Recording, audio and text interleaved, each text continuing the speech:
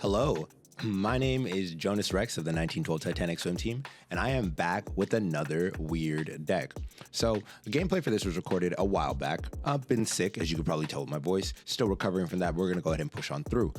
What we have today is Vaporeon EX. The Severe Squall attack does 60 damage to each of my opponent's Pokemon EX, which will pair blissfully with my spread idea that we had going on with the Munkidori and the Froslass. So we have these two paired up. We're not playing the Badoo in this list because the idea is that we're going to be attacking with Vaporeon EX to spread a bunch of damage to big EXs, and then we're going to go ahead and use the Froslass and the Munkidori to go ahead and pepper everything else to death after that.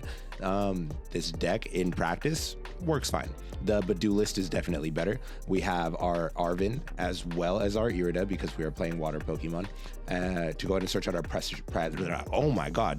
our Precious Trolley. Sorry, the illness is still getting me. And we have our Glass Trumpet that can go ahead and help power up an Eevee before we evolve it into a Vaporeon. We do play the Crispin because on a turn where we need to just bring up the Eevee and evolve it into a Vaporeon, we can get two energies onto this because we're also playing the Dark Energies as well for the Munkidori. And in the off chance that we just need to attach to the Vaporeon to attack, we can also use the Crispin to pick up the basic energy that we end up attaching to Munkidori to move the damage counter. So Crispin has a little bit of utility in this deck. We have our boss's orders because we need to move things around. TM Devo in case we've done enough damage to like a Dragapult and maybe multiple Dragapults, but we need them all to die on this turn or else we die. We're going to TM Devo those down so that they die because they're going to be little cloaks. Yeah, that's the stage one, right? The Cloak. Area 0 Underdepths because we can, meaning I can get more Munkidoris down, more Froslasses down, and even leave space for our Lumineon here. That's going to help us find our Arvens and our Iridas. Our Ultra Ball, just going to help us with consistency. Earthen Vessel help with consistency. Buddy-Buddy Poffin helps with consistency. I do play the one of Roxanne because I really like the idea of this card, but it has never worked in my favor that I have this card in my hand when I need it. So I don't remember what happened in the gameplay, but maybe this is the first deck that it actually works out in. Until then, we'll just have to see what happens.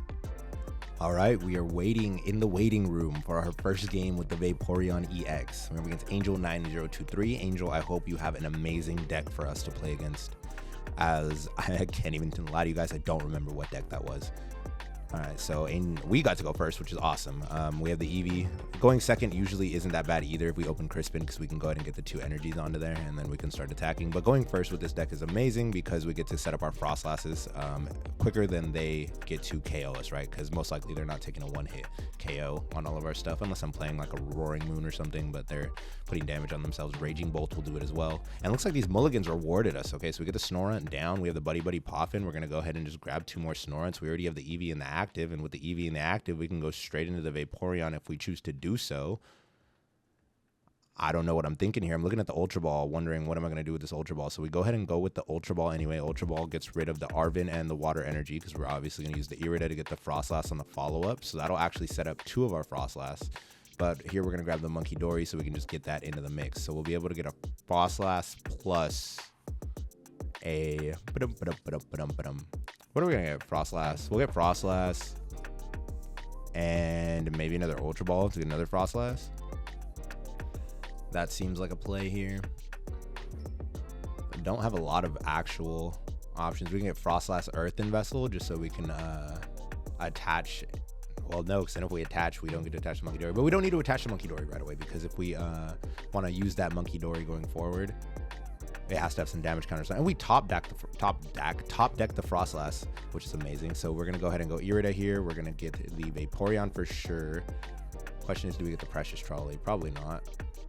The Froslass. Did I say Vaporeon? Dude, I suck. Okay, yeah, I'm gonna get the Froslass and then I'm gonna go ahead and get the Earthen Vessel, making sure I get one of each here. Now I can attach the other Water Energy to the Vaporeon in the active, and I can go ahead and not attack because they have no EXs, so nothing's gonna happen. But the Freezing Shroud is gonna go ahead and start bringing up those damage counters, and they do have two 30 HP Pokemon in play, so we can go ahead and take KOs on those as we choose. They're not gonna evolve, and then we have the Ghastly in the back that's probably gonna go into a Haunter and then a Gengar. So the longer that they take to do that, well, probably not going to take very long as they got the rare candy. So I was hoping the longer they would take to do that, the more damage we'd be able to put on them, possibly KOing them before they have a chance to get big. But they're getting big all in one turn. So they go into the rare candy, into the Gengar. They have the handheld fan. The handheld fan sucks because if we attack into that, they take an energy off of us. But I don't believe that Vaporeon's ability would trigger that. Could be wrong though, because I'm not a Ghastly, not a Gengar specialist here. We're gonna Adrenabrain, just get here to the Cleffa, taking a prize here in the process. Turns into an Earthen Vessel, meaning we can get going on the next turn. So we do 60 damage there. Awesome. So it doesn't look like it's activating, but also I believe it activates if it's in the active spot. So maybe they'll be able to move our energies around, but hopefully it's just going to be them moving energies via their attack. And we can survive one of they have to 2-8 KO us, so we can, with this Earthen Vessel, put those energies back on. That'll leave us in a great spot. They're going to get their Pidgey down, and they're going to Badoo-lock us though, so we're not going to be able to use items right here. But that's also fine because our deck is just spreading damage around everywhere. So we will get rid of this Badoo to keep them from item locking us going forward as well. And we're also stacking up damage counters on the Radiant Greninja and the Gengar. So that Gengar is going to need to do something soon, or they're going to risk just not getting value out of it. So there goes their Badoo. We're up 2 prizes. Spreading exactly as we would like to here. So we can also put down the Munkidori because we haven't attacked. After considering it, put down the Munkidori on the next turn because I'll be able to clear all of the damage. What are we at? 60 damage counters down there? Okay, so maybe not all of the damage, but a large majority of the damage off this Munkidori. And then the second Munkidori will be fresh, and that will keep them alive longer, meaning we could put more damage counters across the board for a longer period of time. And as anybody who knows what's going on in a spread deck knows, Jesus, I need to get back into this, guys. First video back. Cut me some slack here. As anyone who knows when dealing with a spread deck, the longer the game goes on, that's more beneficial for us because we're going to put more damage counters everywhere. And as it looks like we got our 140 damage on the Gengar, he's going to take a KO here, and he's not really going to move any energy because we're still alive. And that's just an easy way for us to put the Vaporeon back in the active, meaning that we can actually do our little spread thing here, put 60 plus another 60, right? So we're going to be taking these damages off here, and he's actually going to give us more damage counters to work with, which is awesome. Contemplating here, do I want to start working on the Pidgey? But I think just getting rid of this Gengar, because it's going to be really annoying going forward, was the best move right now, because he's going to be taking the energies off of the Vaporeon, and I'm going to need to replace those every single time something happens. And it looks like the handheld fan actually does activate, so it does completely mess up the game plan here, because if he attacks, he's going to take another energy off, and in doing that, we just can't attack with Vaporeon again going forward. So we're going to have to rely on the Froslass damage plus the Munkidori spread to try and take out this Gengar, and then hopefully they haven't set up another attacker after that, and we'll be able to just continue spreading and winning the game. Here comes the second Ghastly. Hopefully on the following turn they don't just rare candy into another one, because that would suck. Oh, they have the Roaring Moon as well. Okay, so that's new. Hitting us for the 160 here. Does this actually die? And no, because we're only going to do 10 damage here. So it'll die on the follow-up, though, because we will be able to use the Munkidori to spread some damage. The second Vaporeon, that's awesome. Let's go ahead and just get this guy killed. There he goes, killed like a skirt from Scotland. And we're down to our Ultra Ball in hand. What are we going to go grab with that? I feel like Froslass is just a move. There's one in the grave. Where do we move damage to here? We start picking off the extra Ghastly. Hopefully they can evolve it into a Haunter, because if not, then we get to kill it before it becomes a threat. I would love for them to attack with Roaring Moon, and I would love for them to use the what is the ability that I'm talking about here? His attack that leaves him with 30 HP left. I would love for them to do that, because that's an easy KO for our Munkidori here. We go ahead and grab the Crispin, and Crispin is going to answer all of our problems here by getting us the energy we need to attack. One to the hand, one onto the Pokemon, and this is exactly why we play Crispin in the deck.